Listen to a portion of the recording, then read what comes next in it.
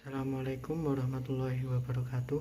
Kami dari kelompok 8 dengan anggota saya sendiri Abdullah Fitrul Bayaki dengan NIM 21404020 dan teman saya Siti Aisyah dengan NIM 21404019 akan mempresentasikan tentang wakalah dan kafalah.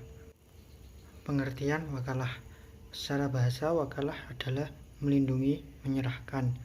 Pengertian ini memberikan pemahaman bahwa tindakan wakalah berarti tindakan melindungi atau tindakan menyerahkan sesuatu atau pelimpahan kekuasaan oleh pihak pertama kepada pihak kedua dalam hal-hal yang diwakilkan.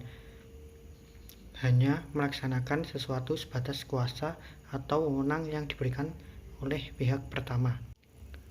Dasar hukum wakalah. Karena tidak semua orang mampu menyelesaikan urusannya atau pekerjaannya sendiri tanpa bantuan orang lain, Al-Quran dan hadis sudah mengisyaratkan kebolehan tindakan wakalah.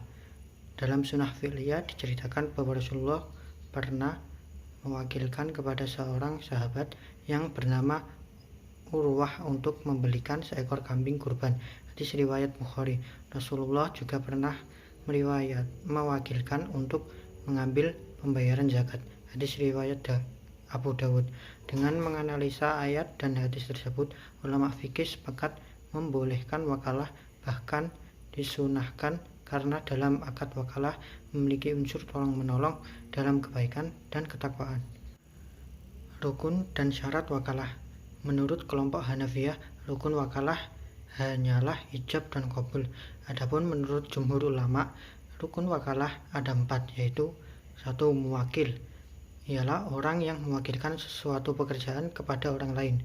2. Wakil, yaitu orang yang diwakilkan oleh muwakil. 3. Muwakkal fih, ialah objek yang dijadikan tujuan oleh akad wakalah. Yang keempat, lafadz ijab qabul. Syarat-syarat wakalah sebagai berikut. 1. Pekerjaan atau urusan itu tidak dapat diwakilkan orang lain. 2. Pekerjaan itu dimiliki oleh muwakil sewaktu akad wakalah. 3. Pekerjaan itu diketahui secara jelas. 4. Sigot hendaknya berupa lafal yang menunjukkan arti mewakilkan yang diiringi kerelaan dari muwakil. Jenis wakalah. Jenis wakalah terbagi menjadi 3, antara lain 1. Al-wakalah al-khosoh adalah prosesi pendelegasian wewenang untuk menggantikan sebuah posisi pekerjaan yang bersifat spesifik, dan spesifikasinya pun telah jelas, seperti halnya membeli Honda Tipe X atau menjadi advokat untuk menyelesaikan kasus tertentu.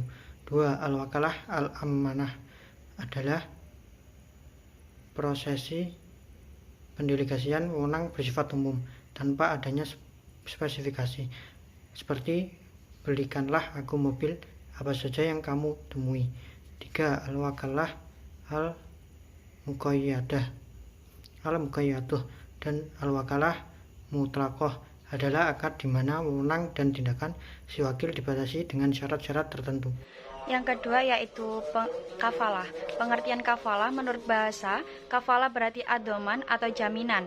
Sedangkan menurut pengertian syara, kafalah adalah proses penggabungan tanggungan kafil menjadi tanggungan asyil dalam tuntutan atau permintaan dengan materi sama atau hutang, barang atau pekerjaan. Dasar hukum kafalah.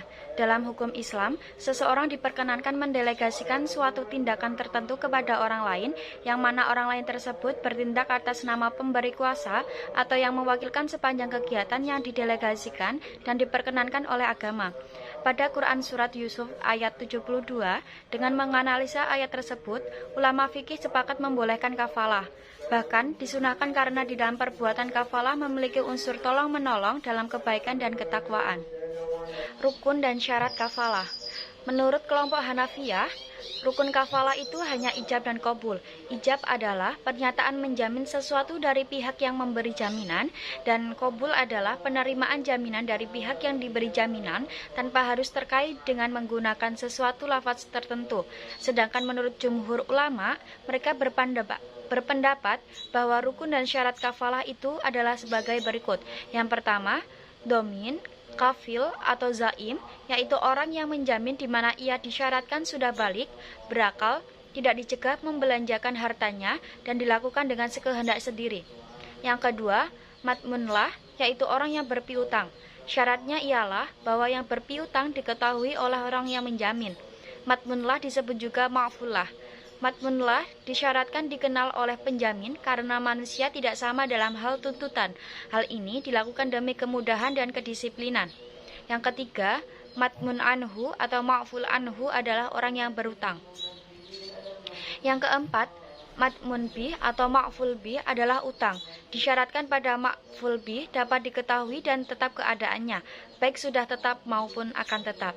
Yang kelima, lafadz. Disyaratkan keadaan lafadz itu berarti menjamin, tidak digantungkan kepada sesuatu dan tidak berarti sementara. Jenis kafalah. Kafalah dapat digolongkan menjadi dua golongan besar, yaitu yang pertama, kafalah dengan jiwa dikenal dengan kafalah bi al-wajhi, yaitu adanya keharusan pada pihak penjamin untuk menghadirkan orang yang ia tanggung kepada yang ia janjikan tanggungan.